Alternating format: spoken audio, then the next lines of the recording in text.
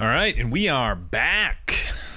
The Applied MMT live stream coming back for another exciting week. The most entertaining, educational, macroeconomic live stream out there. Without a doubt, you will learn more here in the next hour than you can learn in a lifetime on any other macroeconomic live stream on Monday nights. I don't know. Welcome back, though. We've got a good one lined out for you. A lot of good reception from what we showed off last week with regards to the macroeconomic system state simulator. I'm excited to show off some more this week. Ty, how you doing, man? Doing good, Doug. Doing great. Things are going well. We're working on models in the background. We're working on the messy engine in the background. I'm writing a lot of stuff that makes me feel like I'm sophisticated and I'm intellectual. So things are going good. Good. We are definitely working hard behind the scenes. We'll have some more to show off tonight.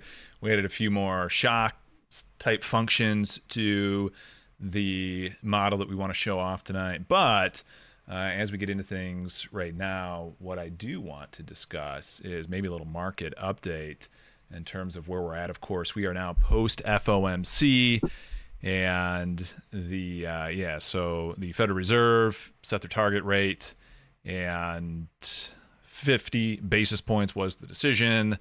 The market response so far has been pretty darn bullish. We had that kind of pop, drop, pop happen right after, but then the Thursday following the FOMC, ultimately we ended up with a surging rally. And that is where we kind of continue. I think it was the Thursday following that we hit the all-time high, but we're effectively still at all-time highs in terms of markets, and I want to give my take there. Let's see. Welcome, chat as well. Charles Grip, good to see you, man. Haven't seen you in a while. Thanks for jumping back in, chat. If you have any questions, get them in the chat tonight too. If there are things, we're going to go. We had some good comments last week on the video, and I think we might go over those comments. But if there are questions you have, let them rip. We can definitely interact with those questions tonight, discuss them, and kind of have some banter back and forth. Like I said, I want to talk markets out of the gate here, kind of where we're at. But other than that, we can definitely have this be a viewer-led discussion if you all want to go there. I'm checking out Twitter real quick, just making sure I'm noticing it's not streaming there. So let me go ahead and get that stream going on Twitter as well. Should be going in just a second here. Let's see. We also have Monique in. Do we have Greenspan and Bernanke joining the live chat as well? Just Larry Summers, I think. I know Larry Summers has been a big fan of modern monetary theory. I think he is starting to understand that he never had a clue about monetary policy. I'm glad that he is quick to join. His insights already are very on point. So I'm sure. I mean, they're at least 50% correct. He's at least 50% correct on that. I don't think though Bernanke and Greenspan will be joining. Let's see. Interest rates rising, creating a rising market. Will falling rates cause it to fall? Yeah, we're going to find that out tonight. I think we can definitely discuss that. One of the things that we've been doing a lot recently, just in terms of kind of behind the scenes, just trying to figure out really what is the impact of interest rates given our model. I know, Ty, you've ran a handful of things. I don't know if you have any thoughts just before we kind of show things off, just in terms of so far, what's your inclination here in terms of what the effects rates will have, the rate cuts will have, based maybe solely on what you've seen with the work on the simulator so far? It'll have very little impact in the immediate future. Inflation's going to do what it's going to do endogenously. There's a lot of things in the background that really contribute to inflation in the economy. Not just interest rates. Interest rates, in my opinion, are a long-term tool, and they should be used sparingly by the Fed. But we all know they like to have their monthly meetings, so I don't want to take anything away from them, their TV time or anything like that. I just want a little TV time too. Well, we've carved out our little corner here in the internet of television time. Let's see. What do we got going on tonight? What do we got going on? I think let's do this. Now that we have chat showing up. Chat, I hate to do this, but I'm going to do it. I've got 2 likes so far. We got 16 people watching. Let's hit that like button and smash that like button. And let's get those likes up here and get people tuning in, because we're gonna have some fun stuff to show tonight, and we definitely will have some time for questions as well. Eddie, I'm seeing your question right here. Are we gonna rally into the end of the year? Yeah, I do think that will ultimately be the case, but the next month and a half might not be the rally. We might have some issues for the next month and a half, and that's really what I want to talk about. So I guess with no further ado, let's go ahead and get into things. And if you like kind of what I am going to go over for the next 10, 15 minutes, I'll tell you, this is the sort of analysis amongst many other tools that we have available that I go over that are available on AppliedMMT.com. And we do these live streams and we talk kind of broader macro theory, but this broader macro theory can be distilled down to some very specific details and understanding of where markets are at any given time. And the Applied and AppliedMMT is how to apply this to investing, trading, and your broader understanding of that intersection between macro and finance. And so these are the sort of things that in every update I do on a weekly basis, and what we talk about in our Discord server in terms of the things that are kind of moving and shaking markets. This is what we look at. And as you're going to see, I mean, I think there's a very strong reason to believe that things like fiscal flows and overall government spending, which our model also shows, the messy model and everything else we built shows, are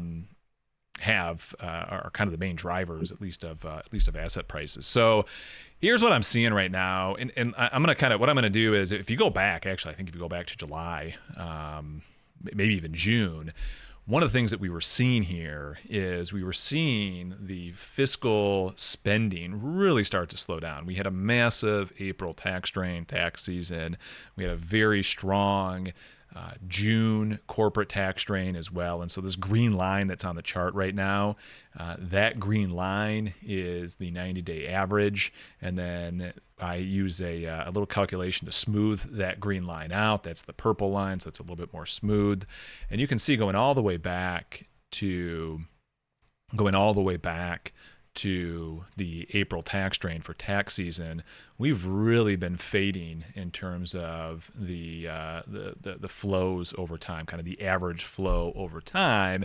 And we were really starting, and especially in kind of that core summer rally that we had, a lot of divergence between price and between underlying flows, right? And that is why, going all the way back to kind of the end of June as we were heading into July, I was really kind of starting to sound the alarm that, hey, this divergence can't last forever, and usually markets just need to correct to compensate for this, to kind of get realigned between flows and price. And lo and behold, by August, we had this massive sell-off and a lot of volatility, and then ultimately we recovered by the end of August and into September. Now we've been having this strong rally. But as I see it right now, I just don't think we've done enough damage to fully make up for the fact that flows just really dissipated going all the way back to April. And I still think that everything that was going on mid-July is still very much there. And another way that we can track this is not only looking at just the S&P, which is the kind of gold orange line up top, and then the overall flows. And again, you can look back and see that there is a very strong historical correlation between flows and the S&P. But not only is there this strong divergence just between flows and between the price of the S&P, but I also like to look at sentiment relative to flows, and that's where the sentiment flow ratio comes in. And while flows are just starting to tick up, right? I mean, we are starting to see, and it's the purple line that is used with sentiment to go ahead and create the sentiment flow ratio. And while it's starting to tick up here, sentiment is still sky high. And I don't think I have it pulled up and ready to go, but I can find the bullish bearish sentiment chart and show you that, and just show that sentiment is still sky high. In other words, the point I'm trying to make is the markets, the biggest moves happen when the markets are just most misaligned with the core underlying conditions, which are those fiscal flows. And we are just still there, right? It just enough hasn't changed from a sentiment standpoint to really say that we should expect a major rally, right? The flip side of this would be something like in November, right? If we go back to November, let's look at the flows heading into November of what would have been last year. And let's see. Yeah. Okay. So November of last year, October, we had the long sell off from August to October of last year. And then we really started to see flows start to kick higher at that point.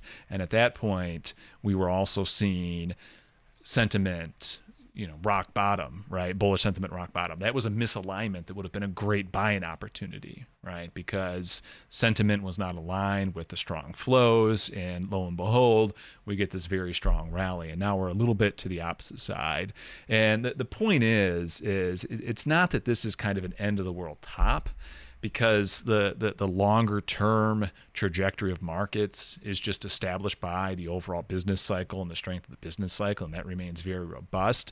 But the way I like to use this just is not a buying opportunity.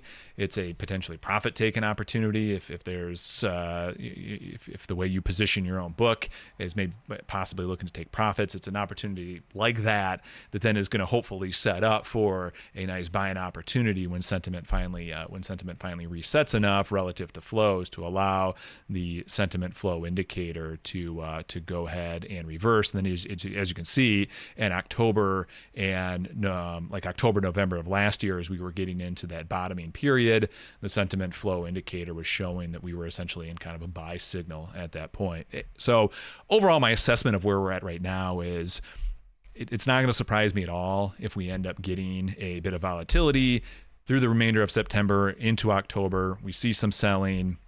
Maybe we get a replay of what happened in early August.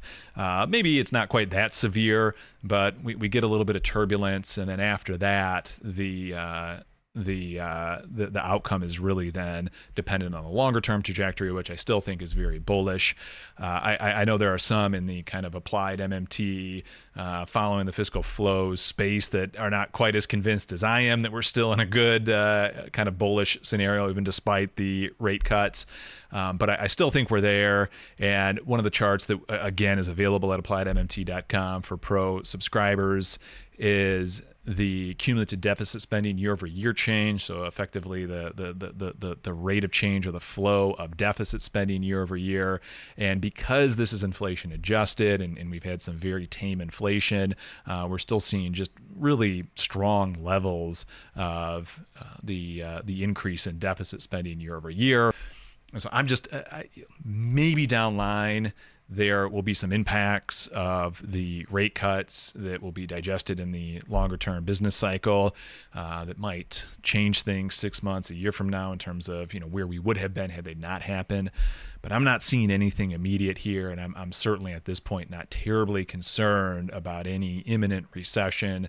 Ty, one of the things we're going to talk about for the remainder of the night is the simple fact that once a business cycle gets going, the endogenous forces of the business cycle overtake the other kind of factors, and the other factors that are kind of the policy levers fade into the distance, and just that the endogeneity of the system itself forces the business cycle forward, kind of regardless of what happens from a policy standpoint. So I know as we're going to talk about in just a minute. I know that piqued your interest. So I don't know if you have any thoughts specifically on that part, but I'll let you get a word in here.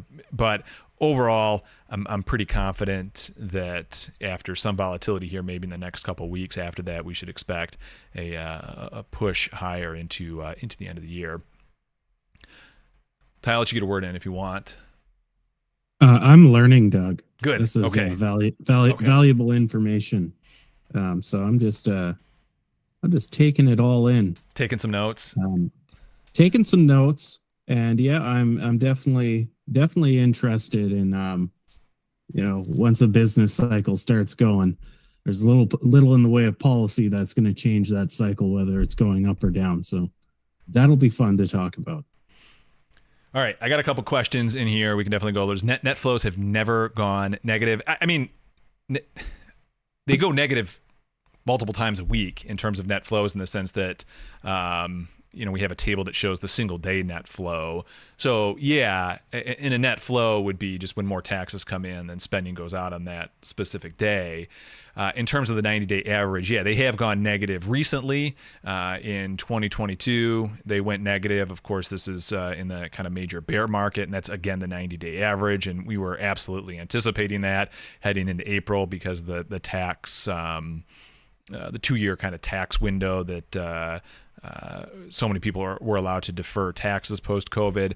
But going back to 2014 to 2016, when we had a very weak market period play out, we went negative a few times on the 90-day average. Obviously, right before the great financial crisis, they would have went negative, and that was very much the main driver at that point that really exacerbated the great financial crisis. One of the things you find too, just because of the way the cycles work, is government spending.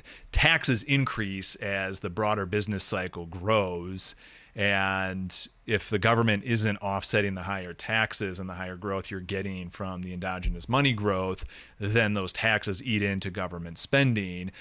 And then it's the government's going into surplus endogenously because of the money creation at the worst possible time to be doing so. It's happening as the credit acceleration is reaching its peak, and that's why oftentimes recessions get so nasty and take so long to play out. Is you're going into a surplus, and this shows even better in the monthly Treasury statement cumulative deficit spending chart.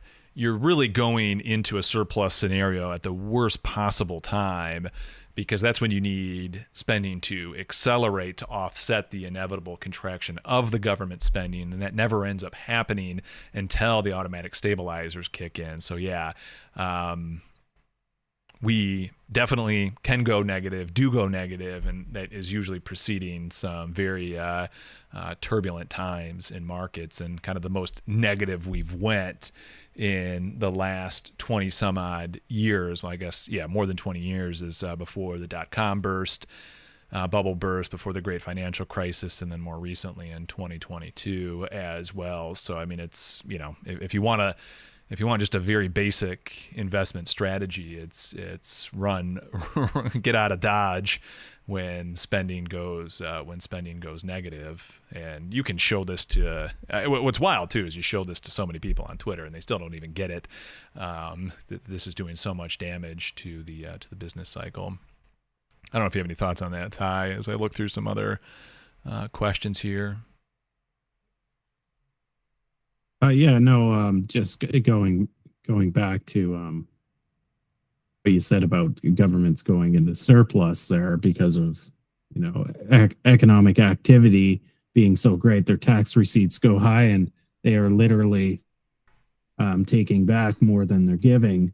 The ultimate causal effect there is once they start doing that, it becomes a negative feedback loop where the private sector then is encouraged to take more debt to supplement the fact that the government is not injecting financial assets into the economy.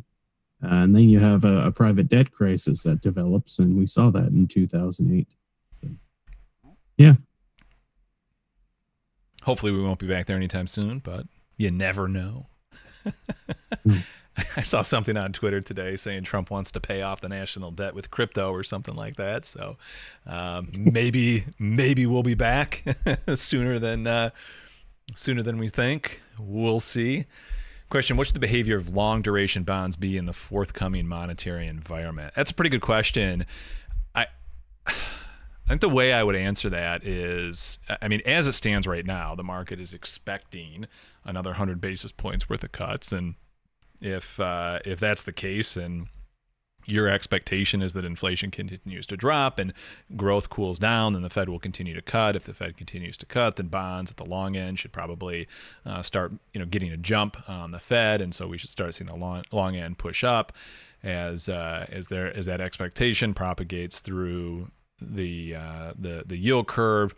With that being said, and I think I was even watching this today. I mean, even though the Fed did their 50 basis points last week, I think at this point, if I'm not mistaken, the long end of the curve has dropped since the Fed.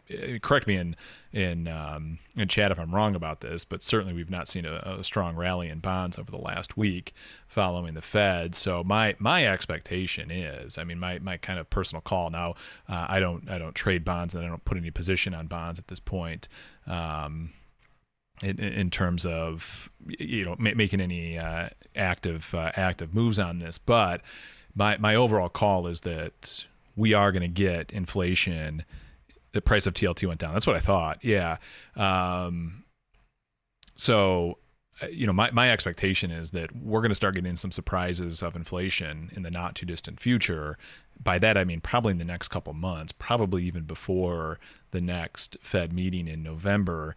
And I really think we are getting very close to starting to see some kind of an echo boom of the inflation that we had in 2021, 2022, and that it's going to be quite the surprise to the upside. Growth will continue to be strong, and the Fed will have to start to communicate that, hey, be happy with your one cut, and this might be it. Now, they wouldn't immediately start to raise rates, but I think by early 2025 they could start to telegraph that hikes might be back in the cards once again.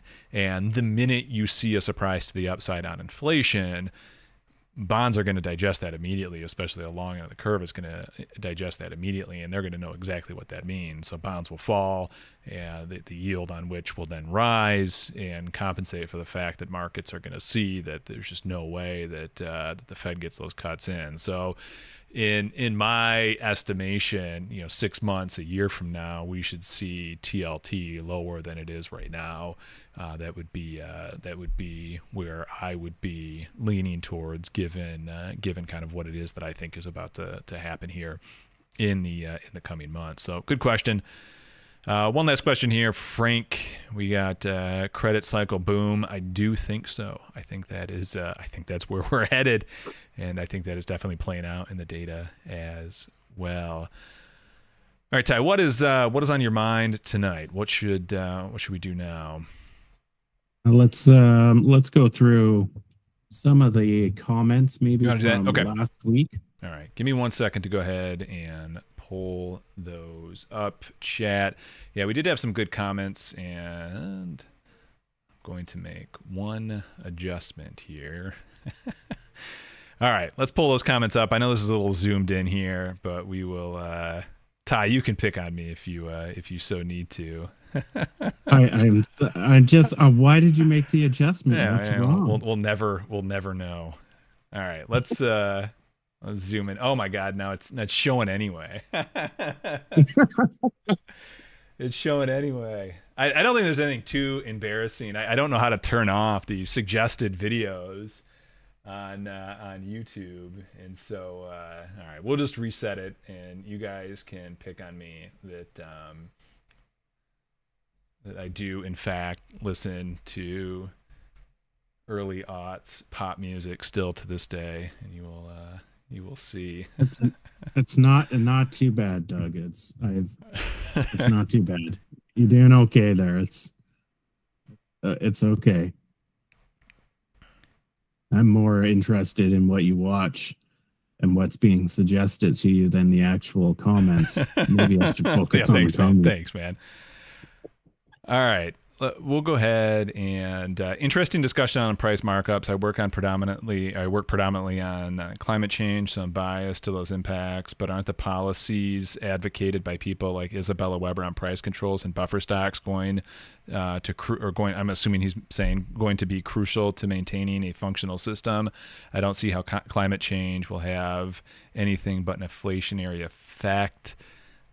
on dot dot dot. I assume he just means inflationary effect on the economy.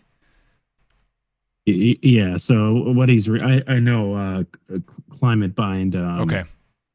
I forget his first name.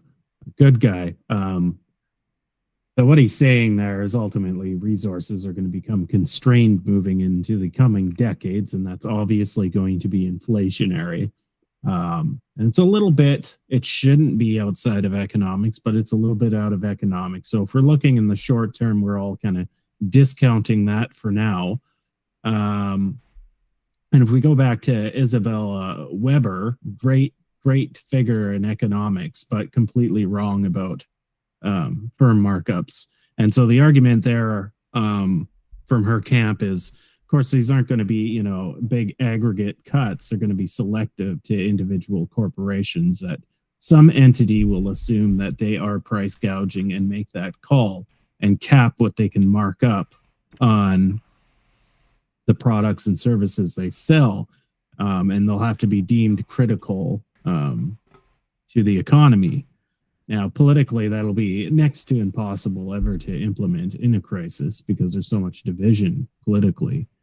And two, even if you could, the effects downwind are just so minimal. And we've done these tests ourselves, although we're using an aggregated model, we just simply don't do it to an aggressive degree. So we might cap markups by maybe 5% in total, right? And you might see an immediate effect in inflation, but of course, we've discussed, during the next business cycle, you're also seeing less employment, a drop in wage growth, and really, you can't really explain what's going to happen in the future other than you've reduced employment and you've reduced wages, so people are not better off in the future. So it's a short-sighted. I'm sorry. I'm a capitalist, right? I believe in the capitalist system. There are problems to it, but as soon as you stick wrenches in the system where firms can make profits when they deem they need to make profits going forward in the future, and keep in mind profits become wages. That's not the right approach to a capitalist system. Now, if we were in a communist system, I'd probably say this is an interesting idea because we're controlling the means of production. In that case, whether you think communism's right or wrong, that's not what I'm talking about. But in that sense, a central power having control of the means of production and the markups on those productions is applicable. But in a capitalist system, it's not. I like it. I like it. So pretty much when we get back to our simulator and we start running simulations and we get to control every knob and dial at both the macro and micro level, then yeah, all of a sudden we can maybe make these things work. But the fact that we allow the market to determine these things, and that to a certain extent, maybe you could even say I hate to say this, but even the Austrians have a point where, hey, these things are communicating information to the rest of the system. That when you start to mess with that it's going to communicate information that is not accurate of where that system needs to be to achieve the goals that we would want. So yeah, I like it, Ty. I like it. Let's see. The United States is a low tax country compared to other nations. Is there a question in here? The United States ranks 32 out of 38 in revenue. Over the CBO's 10-year budget window, the United States will collect $26 trillion less in revenue when compared to the EU. Okay. Messi, MESSSI is the name. Yeah, then again, I guess we got another. I don't think anyone is intending to use price controls as a flat instrument. Ideally, it would do it through net margin, not nominal prices. This way, if businesses want to reduce their workforce, it does nothing for them since the margin is the cap, not nominal price or profit. So here's the thing. They're not doing it to gain something. They're doing it out of necessity, right? Yeah, so yeah. If their profits go down, they can employ as many people. They cannot invest into their means of production, right? So you have to look at it holistically. It's not because they're trying to get back at some government power saying, I'll show you, I'll reduce my employment.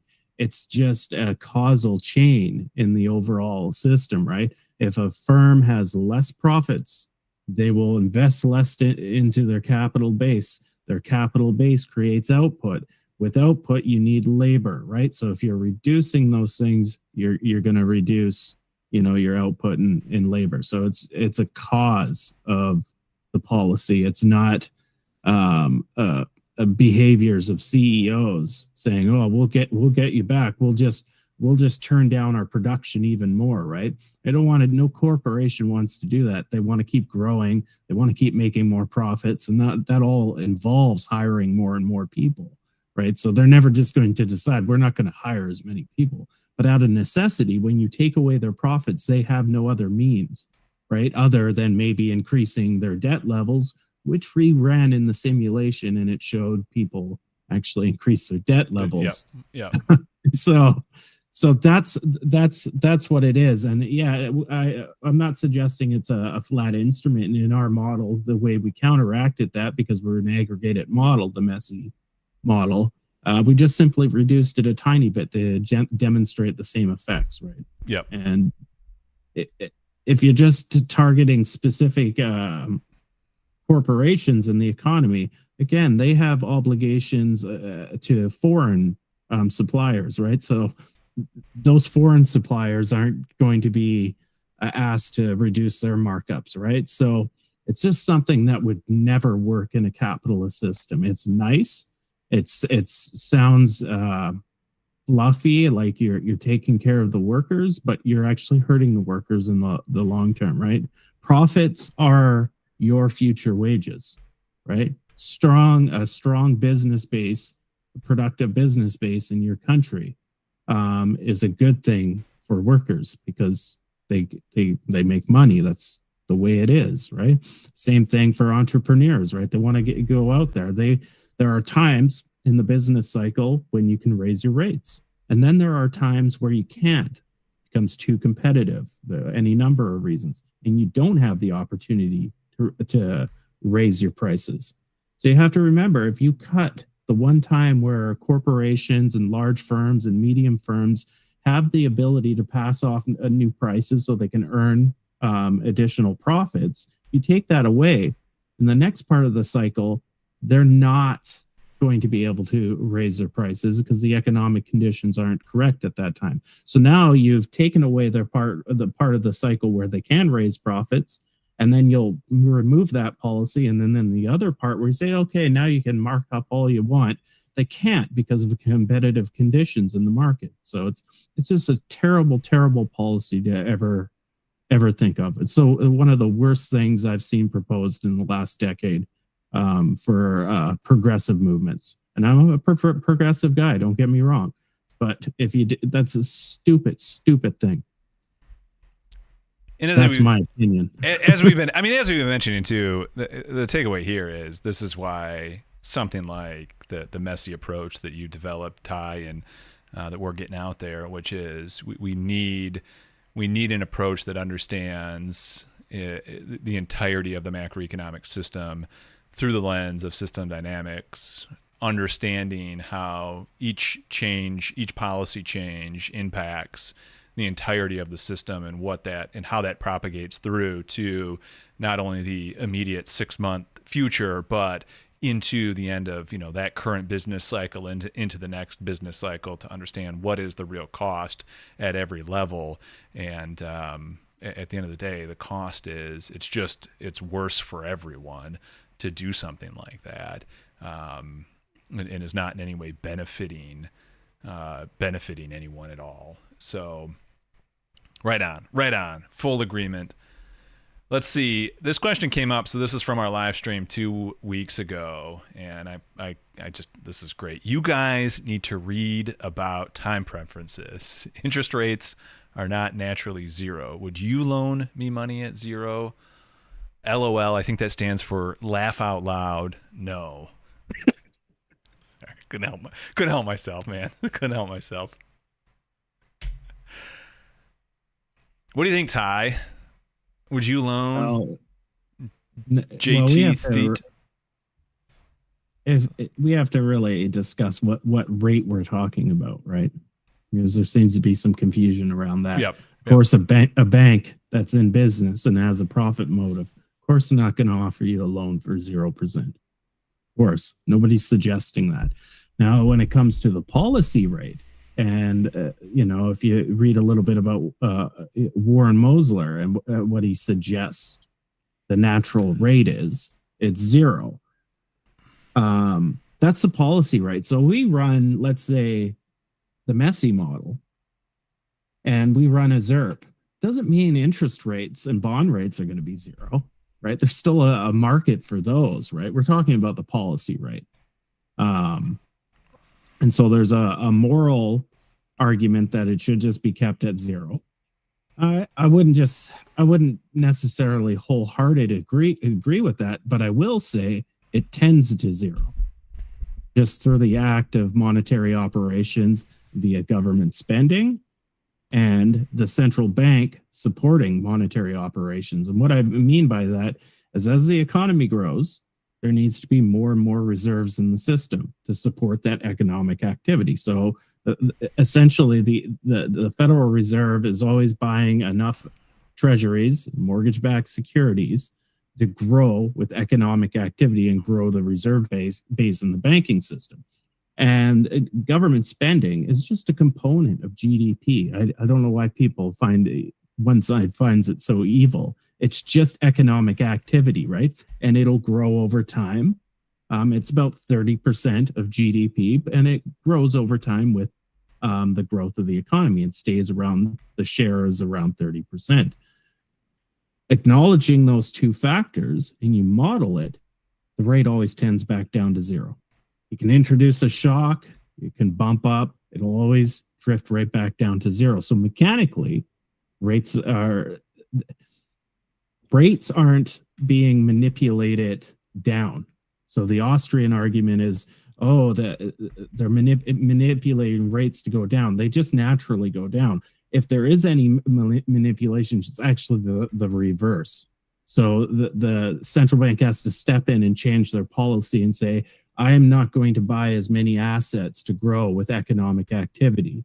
And i.e. that would change the interbank rate or the Fed funds rate, along with changing their policy rate.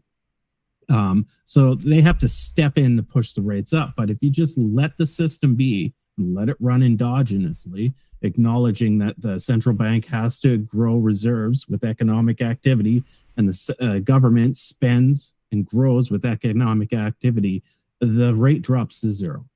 That policy rate is not to suggest that the banking rates, and so the free market, firms and households getting loans, they don't get free loans. So nobody's suggesting that. So you got to really kind of think. You got to kind of leave that little box. What's your name? JTT Heat. You got to leave the little constrained. Yeah, you got to leave your box for a little bit and think a little more broadly about interest rates and all of the interest rates. And if I'm not mistaken, I think this idea about like time preference is all about this idea of like I think there's probably a baked in assumption that money is like a physical object, and that it's one of these things where, I'm going to exchange my physical object for money because I don't need to use it today. Someone else can put it to use today, and they will go ahead and do that, and I want to get paid for that. Whereas in a monetary system, that's not what money is. In a monetary system, in a barter system, in kind of the fanciful world that the Austrians and even the neoclassicals to a certain extent like to create, so they can then model an economy on top of that. In that world, something like this exists, but that's obviously not the world that we live in, right? It's a fantasy, it's a fake world used by economists who don't actually go investigate what the real world is. And in the real world, in a monetary system, interest rates, and even a bank interest rate, I mean, they're doing it solely for profit, right? I mean, they're creating the money endogenously. They're doing it solely for profit. And what we find, and we found this during the ZIRP timeframe, is you leave interest rates at zero, which is what their natural the policy rate, which is what it naturally is. You leave it at zero for a decade, and you'll have things like mortgages and whatnot right at about 3.5–4%. I mean, that seems to be about the markup that banks are going to want to cover their costs, to cover the risk that they have to take, and to cover the overhead, administrative overhead that they have to go ahead and make the loans. And that's just, that's usually where interest rates end up settling in terms of the rate that you end up getting. Now, the business cycle, and you can certainly see this, and we can actually demonstrate some of this in just a second with a tool that we have, everything that we're saying. But yeah, you hike the policy rate, then the rates that you end up paying on like a car loan or on a house or a mortgage or some appliance at a store or whatever is going to be 3 to 5% higher depending on kind of what the risk is with needing to get a loan for that specific item. But it's a completely different thing in a monetary system than kind of what's being explained here. So yeah, no one's going to give you a loan. Well, no. Yeah, actually, when we were in ZIRP, yeah, you could go anywhere and everywhere. Now that I think about it, would you loan me money at zero? Yeah, back when we were in ZIRP, I think you could go to any place and even get like a consumer loan for something like a refrigerator for 0%, right? Maybe even goods that were even cheaper than a refrigerator you could get a loan for 0%. So yeah, there are a lot of ways that people are willing to quote unquote loan you money for 0%. So yeah, so so it's getting a that might actually be financed by the store itself, and that's just to sell a product, right? Yep. So they're not into making a profit on a loan.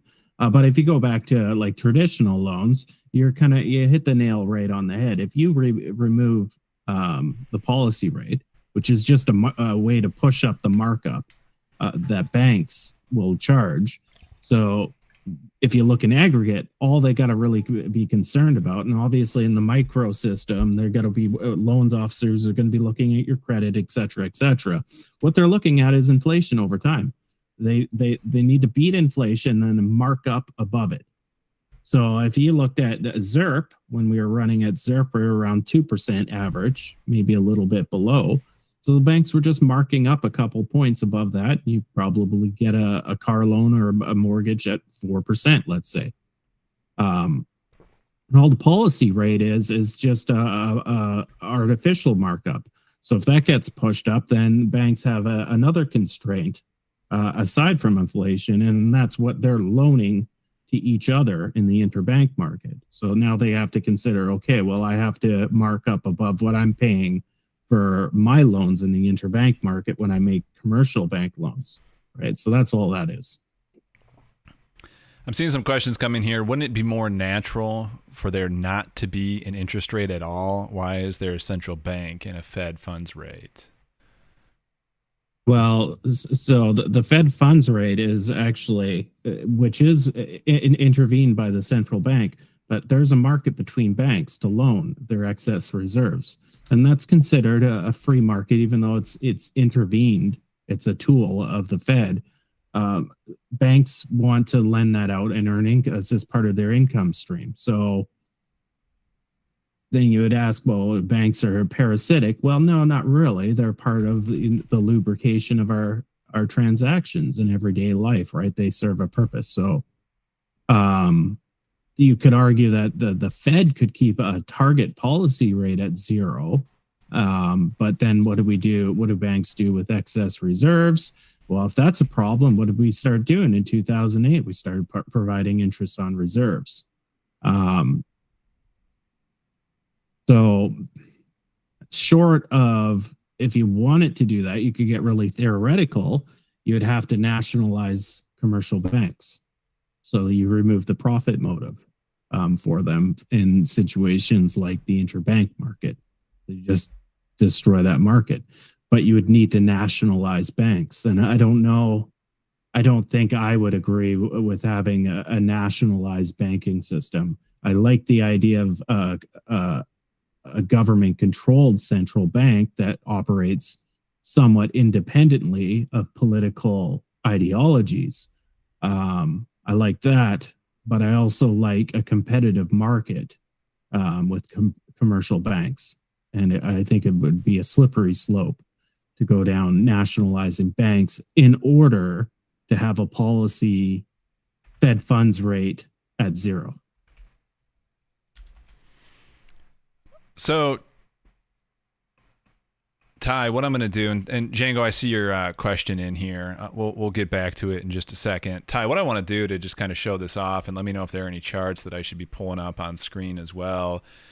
But one of the things we did in terms of the update from last week with regards to the simulator here is we went ahead and actually introduced the target, the ability to set a specific target rate for the Fed, and that then introduces the discount window price or the discount interest rate and the interest on reserves. And so how the Fed controls and hits its target rate is if you can't get a loan in the interbank market and you have to go to the Fed, they will loan you at the upper bound of the policy rate. And then what they do to make sure the policy rate never falls beneath their bottom line is they pay interest on reserves. And so that ends up allowing the Fed to hit the policy rate where they need it to be because it controls the upper and lower bound. What we can do to show and demonstrate in this model that, in fact, you could find yourself in a scenario where if you remove all reserves out of the banking sector, that you can actually get in the way that we have the model established, and we don't know what would happen in reality because it's never happened. But if you remove all reserves and leave no reserves in the system for banks to settle, then they all have to come to the discount window. And in theory, you could engineer a scenario where you actually do get interest rates to shoot higher, the interbank rate to actually shoot higher.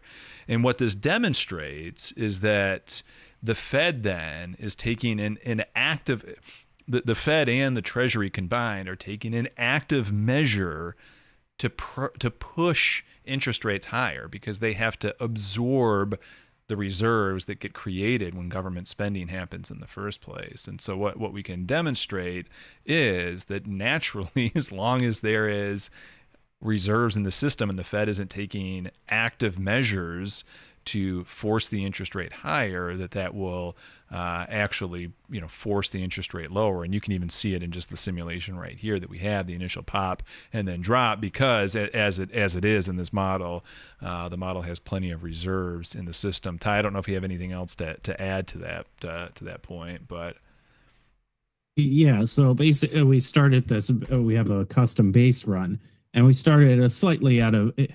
I don't like using the term equilibrium, but I put it out of its normal cycling range to just get some initial dynamics.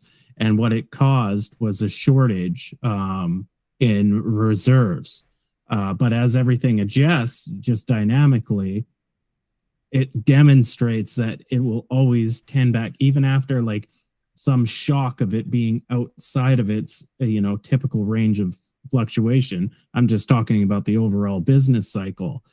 If you just consider that a shock, and it did cause there to be more economic activity than there was reserves, the rate goes up, it actually adjusts back down. It will always do it, no matter what you do, so long as the government is spending normally and the central bank is buying assets normally. It will always tend back down to zero.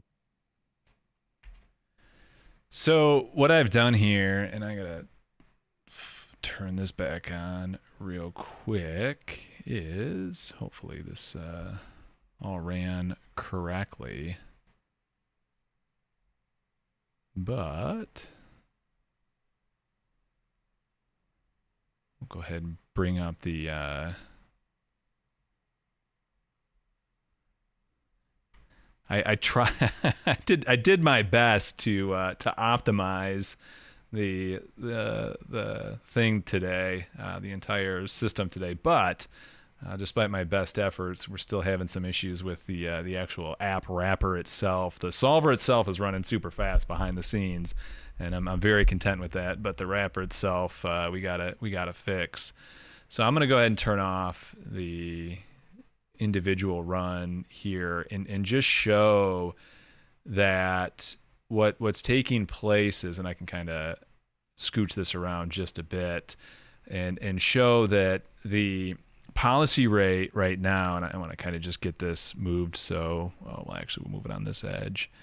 The policy rate right now is this green line, and it's hugging the interest on reserves, right?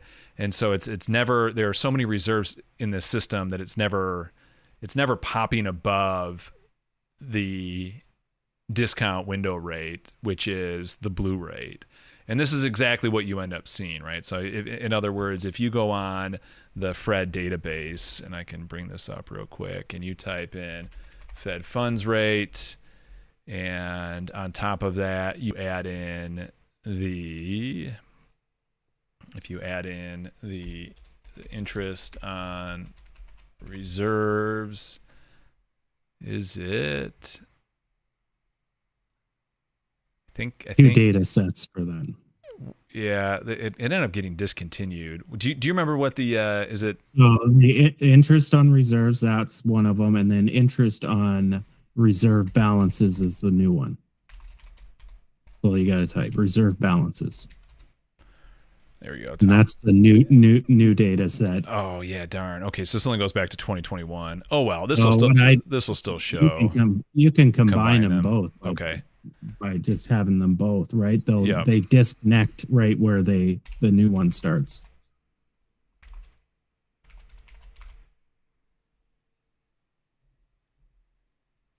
All right, so we'll add that, and that should, yeah, perfect. Okay, and then what is the series for the discount window called? I think you can actually just type discount window, and it'll bring up the appropriate series, I believe. Is it discount window primary credit? Yeah, there you go. All right, that should be it. Should be it, as I recall. Yes, yeah, this is exactly it. Okay, so in other words, what we created is creating the dynamics that are at play exactly like this, right? And if I'm not mistaken, is if I add the Fed funds, does that actually show? So the Fed funds will hug, and it'll be slightly below. And I think this is the point where I'll bring up a paper that I read when I was implementing this. It basically titled the discount window was a leaky roof, and the interest on reserves was a soggy floor. So all banks get interest on reserves, but there are other institutions that hold accounts with the Federal Reserve, like Fannie Mae, Freddie Mac, and many other institutions that don't get interest on reserves. So the market actually pushes it just slightly below the going interest on reserve policy rate, that's set. And you'll see that in the data. It's just slightly below, and that's the soggy floor syndrome. It won't go far because there's not enough institutions that aren't part of the interest on reserve regime. So all banks are, but Freddie Mac, Fannie Mae isn't. The Federal Deposit Insurance pseudo corporation isn't part of that. They're not earning interest on the reserves they have with the central bank. And so the market actually pushes it just slightly below interest on reserves. So that's why you see it go slightly below. But essentially, in aggregate, it's hugging interest on reserves. It'll follow that. Now, there's also the flip side when you look at the ceiling, which is the discount window, and you say, well, if the Fed funds rate, so the fluctuating rate, the market rate for Fed funds goes above the discount window, that wouldn't happen because then people would just go to the discount window at the Fed. Well, the reality is, in this paper I read, that is a big no-no for banks to go to the discount window willy-nilly, because that's a sign that they're under financial stress. If they can't get overnight loans from their peers, their partner banks in the Federal Reserve System, that's pretty dubious, because generally banks love to loan out their excess reserves and make money. It's free money to them. So if they are not willing to go to another bank and lend them money to that bank, there's something suspect. That bank then has to go to the discount window. And that, of course, opens the door to regulatory intervention. So there's definitely a leaky roof. So, but because we discussed this before, that the rate is always tending down to zero, you're not going to see that in that data. It's always going to tend right down to that floor created by interest on reserves. I like it. And awesome. So we've modeled that now. Yes, exactly. So we haven't actually released version 1 of Messy in any form yet. We're working on it. Trust. We are getting there. Trust the process. Trust the process. And so I don't want to do many updates until we're actually released. Then we'll start incrementally adding more and more to the Messy engine, essentially, that will run a lot of our tools. But this was one thing that Doug and I discussed about 2 weeks ago. And we're like, yeah, we need to have this in here because interest on reserves did fundamentally, structurally change the way the system worked back in 2008. This also helps us get more granularity in terms of controlling interest rates in a more immediate fashion as well, which is something that we really needed to make sure this simulator can, simulate reality as close as possible. So what I'm going to do now, just to show that we can distort this, and Ty, from what I can tell, there's not like an equivalency yet to like total reserves in the system. Yeah, or you call them settlement balances? Look up settlement. Settlement. That's right. That's. Well, I know. Okay, so I know we have a wide American audience here, but the rest of the world, we call them settlement balances because they settle between banks. We all know now that banks don't hold gold reserves, right? They don't hold reserves to make loans, right? They just put that on their ledger and away it goes. But what they need is to settle with other banks overnight because, one customer is at a different bank, another customer is at another bank. So those two banks need to settle overnight, i.e. they should be termed settlement balances like most countries call them now. But in America, you guys still call them reserves. Yeah, so we're going to call them reserves because that makes sense. I'm kidding, Ty. We can call them settlement balances. I'm almost having an aneurysm. Yeah, sorry, man. Sorry. So on the right chart, we have settlement balances or reserves that are in the system. And what I'm going to do is just turn off and on the stable run relative to the rate hikes that were instituted. And just to show that there are now more reserves in the system because interest rates are now paying reserves on the reserves that were in the system.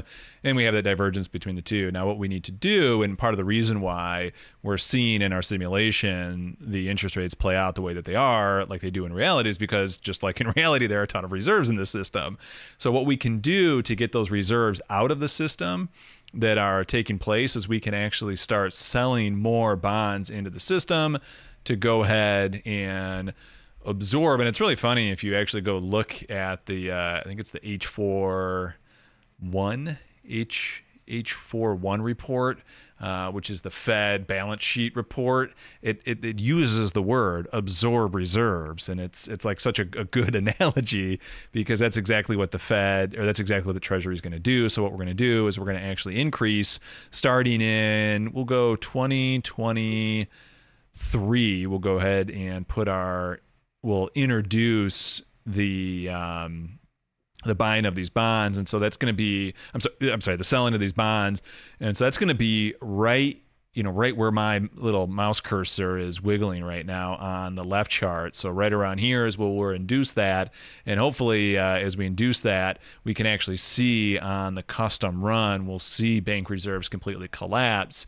And again, this is the government going in and actively participating in the private sector to go ahead and increase interest rates. And then we'll see too that we can go ahead and actually take the ceiling out if we end up needing to. So we're going to go 2023, and then this is pretty sensitive. So I think even like let's just go 0.08, right? And this should start really. It should, yeah. And we need to get to that point where we fully absorbed enough of the reserves to go ahead and allow this to shoot through the higher end here. We'll let it compute.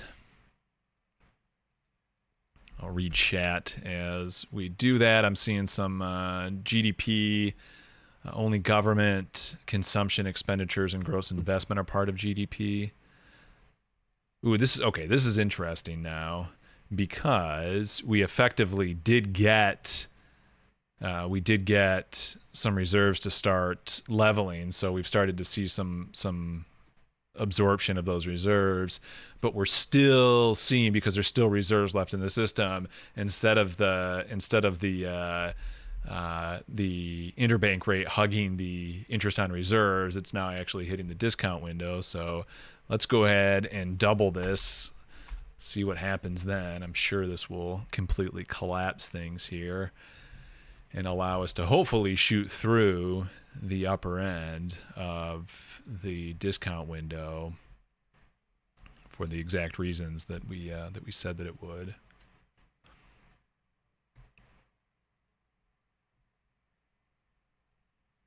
God, I'm not doing enough. I'm not doing enough to kill the economy. Ty, your model's resilient. Well, yeah, you're gonna jack, because remember, at the same time you're still purchasing, so you're balancing, so you can jack it up a lot more. So jack it right up to. I'm gonna right up to 50. I'm gonna kill some purchases here. No, don't kill purchases. You want to go to 0.5. Okay. 0.5, not 0.05. No, I just went to purchases, so I'm stopping the purchases while still doing the sales. Oh, okay. Sorry. Yeah. Okay. Yeah. Sorry. I didn't notice you went to the other parameter. Hopefully. See what happened. Yeah, Jango, the banking model is sound and resilient. Exactly. Yes. We're simulating 2008. And wow, okay. There you go. That was intense, and it completely changed the. So what's happening? Yeah, we got to fix the scaling. So these are correct. Oh, this is kind of wild. All right, so we get the shock in 2023. I'm not entirely sure why. Did I punch in the wrong year? I'm not entirely sure why it's after 2024 that we end up seeing this thing fire higher, but it all has to do with the simple fact that reserves have collapsed, and now we're seeing. Doug, why do you have them on different axes? They're not. Remember, we never fixed the policy rate, which is times 100, whereas the. Oh, right. Yeah. So we have to convert that into percent. So everybody knows the math behind the scenes. We use decimals in complex systems, right? So rates are always, 0 for 1%. It would be 0.01, right? And we just need to convert them for display purposes too. Okay, fair enough, Doug. Good job. What happened there? Well, I'm gonna redo this with just jacking up the sale rate, because what ended up happening is, I don't know if it'll allow me to do this. It didn't end up going out of sorts until 2024 into 2025, and I'm not entirely sure why that was. It's going to be a delay until there's not enough reserves. It's going to take a while for that rate of change to happen before it pops up. Right? Okay, it actually needs the business cycle to play out and the pressure from that to actually affect. Yeah. To actually affect. Okay. It takes time to drain out those reserves. Okay. Not going to happen. Okay. There you go. So there's a bet where you really took them out quickly. Okay. That's fun. All right, let me pull this down to the same scale again. Yeah, so by the end of 2024, we're firing higher, and all of the reserves have drained from the banking system, and therefore you can, in theory, get yourself above the discount window for at least a time period. And we don't know. So from a theoretical perspective, we need to highlight we don't know what would really happen in this situation. Would the Federal Reserve just allow every bank to just come to the discount window to get the reserves they needed through with the lower rate? Or would they say, you know what? You go out into the market with other banks and you guys play in that sandbox. Whatever the market rate is, that's what you got to pay. We don't know because the Fed would never behave this way. Yeah. The Fed had to manipulate the economy so much to push rates up. Because remember, they naturally go down with economic activity, right? So this is why I didn't in the equations make a fixed ceiling on for the discount window, because one, I would just be subjectively guessing that every bank would go to the discount window and the Fed would say, sure. We don't know, right? So in extreme situations, the model allows that ceiling to become a leaky ceiling, as we call it.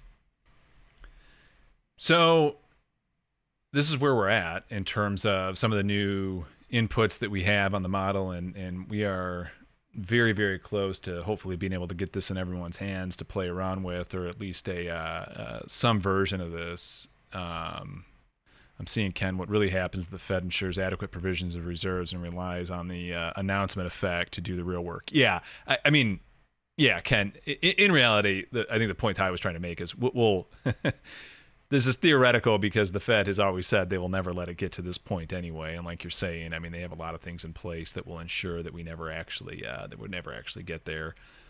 All right, I'm gonna reset this real quick, and in terms of the bond buying, because what I am a little interested in, and we're gonna do this live because I don't know what the outcome is here, but and I don't even know if I did this at the right time. I probably should have checked to see where inflation was at, but I'm curious to see, depending on where we let me take a step back. The reason we instituted this was to simply allow us to have very quick granular control over the interest rate relative to the cycles that we're creating, and allow us to institute rate hikes as we're heading into kind of inflationary pushes. And what I'm wondering is if I just got lucky and timed it right. So what I've done is I've returned us back to in a realistic ample reserve scenario where the private sector or the banking sector is filled with reserves. And now, what is it that I want to see? I want to see. So I started the rate hikes at the bottom. I started the rate hikes at the bottom of the cycle, and not exactly at the top of the cycle. So I should really kick rates up from, say, 2022-5 through 2023.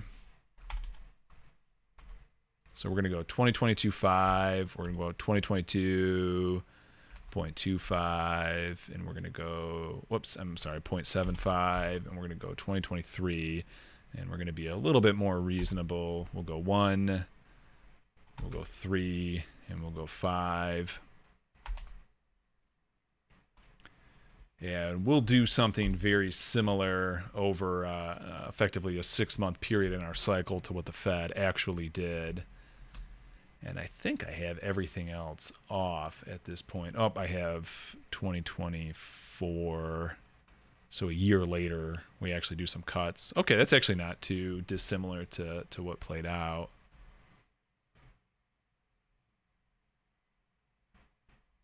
And we'll see what this does to inflation. And I think I got everything else in terms of the inputs correct. When we zoom in here, we'll be able to see what ended up playing out. Actually, what I'm going to do is I'm going to turn it on this chart over here because it's just going to end up looking better. What I'm comparing is inflation before and after. And then we can just kind of see what is the overall effect that interest rates are going to have relative to the baseline in that given business cycle. And Ty, is this pretty much what you ended up running when you were testing this out?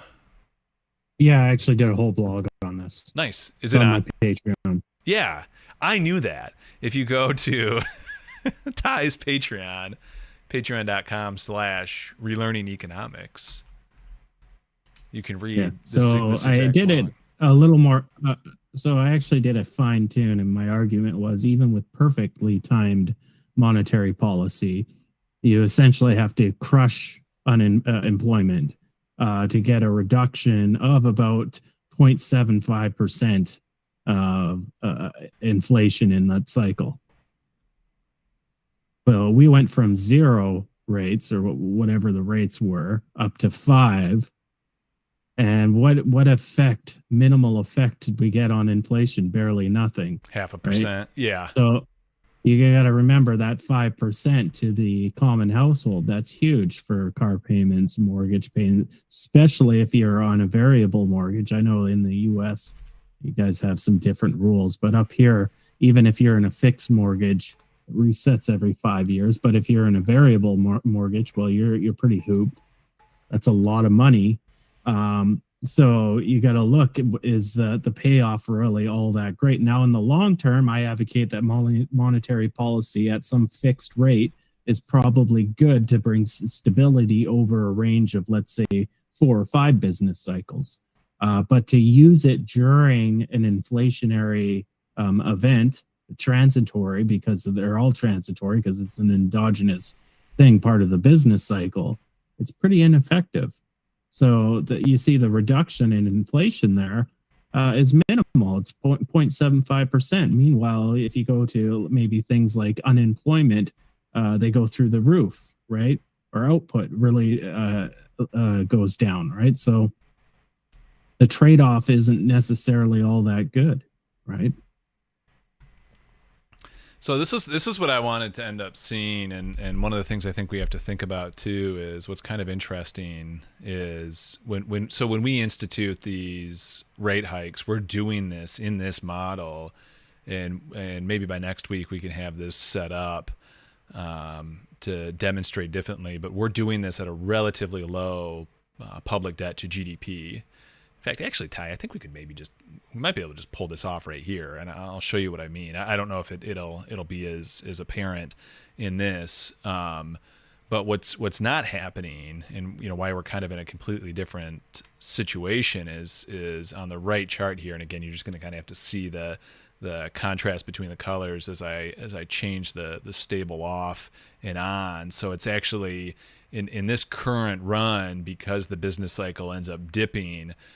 We end up with lower government spending than we would have otherwise. Now, in reality, in terms of like our 2022 rate hikes, the public debt to GDP was so large that we actually ended up seeing an acceleration of government spending. Actually, maybe I can just go ahead and set that directly and show that. So it would be government rate of output, and it certainly wouldn't be direct government spending. So I'm going to do 0.35, an increase to 0.35.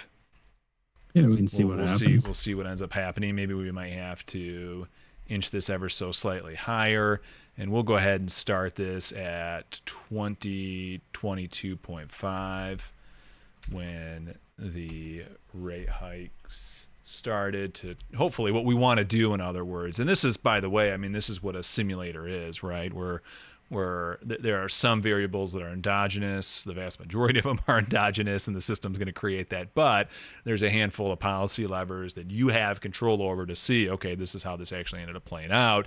And you can then mimic reality as close as you possibly can to end up seeing if, exactly how things will play out. And so this is all said and done. Okay, so now we're seeing government spending kick higher here, and that is a nice jump, and that dampens inflation actually really ends up doing very little overall. If anything, it maybe helps smooth out So, the next so business again, cycle. this is kind of part of my blog is actually in the short run, and this is going to piss off post Keynesians. Fiscal policy is even less effective than monetary policy because of the political delays. So this model accounts for that. Just because an executive branch says, "Oh, this is what we're going to do," it's going to go through Congress, right? Takes a long time, and then even when it's approved, the appropriations of spending that money into takes a long, long time. So you'll notice what I highlighted in the blog was that fiscal policy is more effective in the long run over monetary policy, but less effective in the short run. So this goes back to me saying once we're in a business cycle, there's very little in our traditional policy tool case that we can do anything to adjust it. And in fact, we should look at these policy levers that we have and look at long-term stability plans. So what's the next business cycle going to look like? And the one after that, right? And how can we lessen the amplitude in those cycles so people aren't seeing the extremes on either end? So what I want to do next is we introduced all this heading into 2022, but what I would like to do now is introduce all of this heading into 2028 relative to 2023 relative to 2028 and the inflation spike that happens in this model in 2028. So I'm going to reset all of this in terms of like government spending. And the reason I'm doing this is public debt to GDP is not quite double, but at a much higher level as we get in that 2028 peak. So I'm going to reset all these so they're not inducing any change in terms of government spending, at least at this point. And then I will actually turn it off so the solver's not actually humming along. And we will go down to the policy target rate. And so now we're just going to go ahead and I think we can bump each one of these up. So we peak at 2027.7. Yeah, we'll call it close enough. So we'll just go ahead and do each one of these at 2027.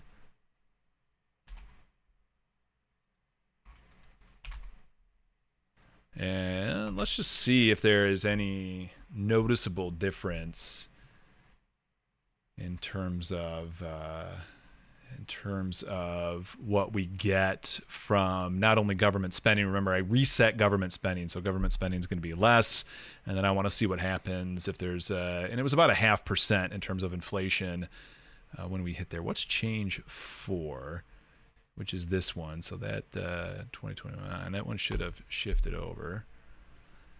And then we'll go ahead and let this re-simulate. I didn't turn the simulation back on yet. There we go. I wanted to make sure the changes were in. They're set. We will re-simulate this now. Might have to shift it back a little, but I think we'll be able to see what we need to see.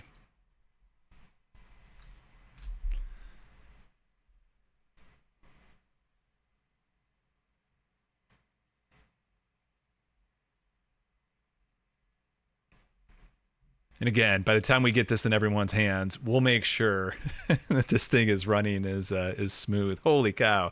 All right, so we definitely get a hit in the next business, into the next business cycle, but in the immediacy, the immediate cuts end up getting us, I guess I probably should have shifted them a little bit more into the front, but we're looking at about a 0.4% change in inflation out of the gate. So I do think maybe there's a bit more of a pass through to government spending, and I guess this would be what we need to look at. No, okay, we're still not getting government spending to boost quite as much relative to the baseline. So Ty, I guess my question would be, can you think of any reason why, in kind of the current condition, we have interest rates take off and it's so clear that interest income is producing the effect? Well, you know what? It probably is just because we're in this post-pandemic scenario and the initial conditions are so... I don't know what you did there. Okay. Honestly, you did a lot of things so quickly. I just what I ended up doing is I shifted. I wanted to see what happened when the interest rate hikes happened later on in the cycle, when public debt had time to rise over time, and saw if we saw any difference. But still, it's not going to be enough. Okay. Enough. Okay. We need what's really what's the debt? It's probably around 150% at that time in the model, the government debt to GDP ratio. Yeah, 150 to 200. Yeah. Maybe at 200 we might start seeing. Yeah, actually, I mean, I started to do it right as we were hitting about 200. Yeah. Not enough, right? So that would be payments going into the household because they're holding bonds, right? Yeah. But it's kind of hard because that's quite the delay. So in the model, if it's a high debt to GDP ratio, going to make the payment to households. That goes into their bank account. That's a first order delay. And then they spend it into the economy. It comes profits. Then it gets invested into capital stock. That becomes a second order delay. And then that increases output and employment. And that'll eventually start increasing wages. And the wage level will change. And there's a third order delay. And then the wage level times the amount of employment, it gets paid out, goes into the bank accounts of households. That's a fourth order delay. And then households start spending it, and that's when you'll start seeing the inflation pick up. So it's a fourth order delay on, and I had to do that all in my mind. That was pretty impressive, man. That was pretty impressive. Right. That was pretty impressive. Putting you on the spot, and you're nailing it.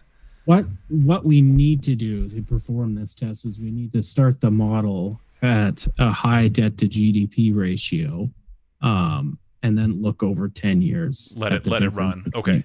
Yeah. Okay. Yeah. And I suspect we'll be able to start seeing a change in inflation, but we need high debt levels, and that's something that's going to happen over time. I'm not a believer that even with high debt ratios, government debt ratios, and the rate goes up, that we instantly see inflation the next day, right? There's still the also productive part of the economy that has to affect. Yeah. Right? Yep. So that has to go through a lot of things. But we can set up those scenarios. There's so many, you can pretty much do any scenario you want with this model. You just have to sit and, change initial conditions, and you can perform any experiment you want. I will say you jack up the government debt to GDP ratio high enough, interest rates will become inflationary. So let's hypothesize it's 400%. I'm pretty certain at that point, any small changes to interest rate policy rates, which will affect bond yields and stuff, that will turn out to be inflationary. Do we ever get to a world where the debt to GDP ratio for governments are at 400%?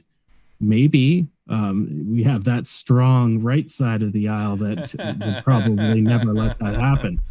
To me, it's not that the ratio itself is not a problem to me, because I just go back to government spending is just a component of GDP. It's just income for the private sector, and they'll buy things with it, right?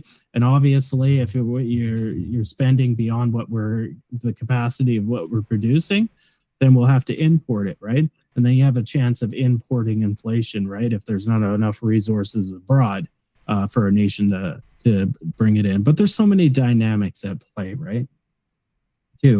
So even if interest income is boosting the economy so much that it's noticeable, it doesn't mean it's going to be inflationary, because a portion of that income goes into investment for firms, productive firms, to boost actual real output. And if a real output's getting boosted, then it's not going to be inflationary anyways, right? So there's so many dynamics at play. So even if we say Doug disappeared there, but I'm still here, guys. There he is. Even if let's say we were at 400% debt to GDP ratio, so there's a lot of debt in the private sector hands, households, right? Have got these bonds, usually high income households. So they start making all this extra income, and then the answer, oh, that's going to be really inflationary. Not necessarily, because they're going to spend that on firms, and profits are going to go up, and they're going to invest in a bigger capital base to produce more. And in the meantime, what they don't have, they'll just import from abroad. There's lots of countries out there for the United States to go buy stuff from. They've got the world reserve currency. So there's so many dynamics at play that there's no linear answer to any one question. Oh, if the public debt's really high and rates go up, it's going to be inflationary. Well, in a non-linear answer, no, as I just explained. Damn it, Ty, I want linear answers. I want straightforward linear answers. All right, so it sounds like we have our work cut out for us for next week. So I think what we need is to get some baseline set up so we can have something that's a little bit more aligned to the scenario that we're in, which is high public debt and high private debt, relatively speaking. But then we can see. And we would have to look too at the distribution of the private debt being held by other financial institution or the private sector. So if a lot of that debt is held by the financial institutions, that becomes from a fourth order delay to a fifth order delay. If it's owned by financial okay. Because it has to be paid out as dividends is the final step. Exactly. Yeah. It sits as equity with the banks. The banks will eventually pay it out as income or dividends to the private sector. Yep. That adds the fifth order delay to the situation. So it's also important to look at the distribution of public debt between non-financial entities and financial entities in the private sector. Nice. All right. That makes sense. All right. Well, we got our work cut out for us. We also have a reason for everyone to tune in next week when we build out those simulations, and I'm curious to see if we can set up a scenario close enough to reality that we've that at least I think played out over the last 2 years, and then we can end up seeing what the implication will be. I never answered your question, Django Geek. Sorry. Sheesh, as the kids say. Can you explain the relationship between inflation and the yield curve? Okay. So there's a couple ways you can look at this in terms of let's see. Django Geek, as I respond, let me know if I'm getting to your question, because I'm wondering, are you asking from kind of like the Mosler idea that the inflation rate is the interest rate, or are you asking, can you explain the relationship between inflation and the yield curve?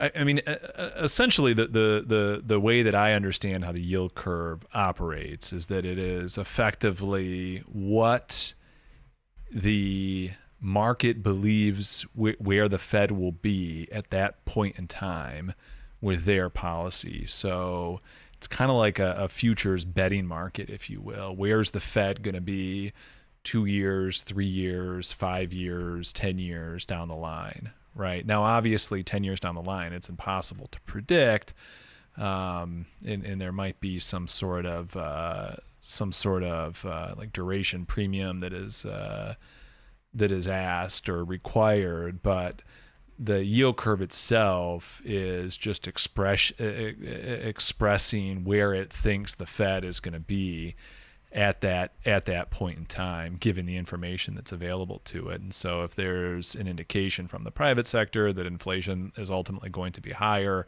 than at least what the Fed is currently communicating, and that will propagate through the yield curve, and the yield curve will adjust accordingly. And so I think that's how the transmission ends up operating. So hopefully I answered that well. I think I saw you drop another question in here. Let me ask it this way: what do people think it is, and what is it actually, like, mechanically? Okay, I think I just explained the mechanical part of it, and I think the way people think about it, I could be wrong about this.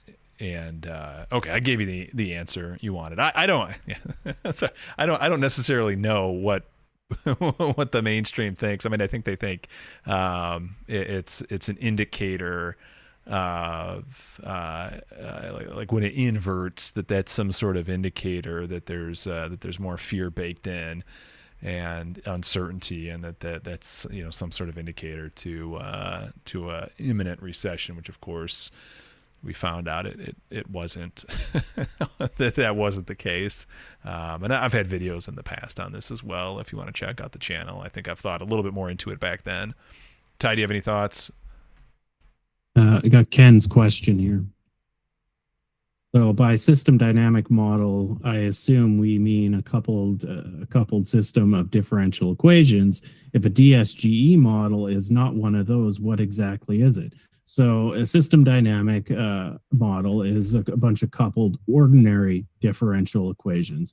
DSGE model is a bunch of difference equations. Okay. Now I've played around, and you can convert the ideas behind a DSG model into a continuous time system dynamic model, but you need to add stocks or integrals to it. So there are no stocks in a DSG model. There is one symbolic one they'll use for K, but it doesn't do anything. So it's a set of difference equations, and generally it's solved in discrete time steps. And they're not looking at dynamic feedbacks, so closed loop, nonlinear feedbacks. One example is the Euler's equation in a DSG model. It assumes that we have perfect knowledge of what our preferences are going to be in the future. So if you look at the equation, this difference equation, it'll have a +1 at the end of it and a superscript. And that's supposing that we know in the future what our preferences are going to be because of interest rates and a few other things. And we determine what we consume now based on what we know in the future. Okay. And that's got nothing to do with the other parts of the system. It's just a statement, right? And they have to create these really fancy, stupid ideas about being fortune tellers.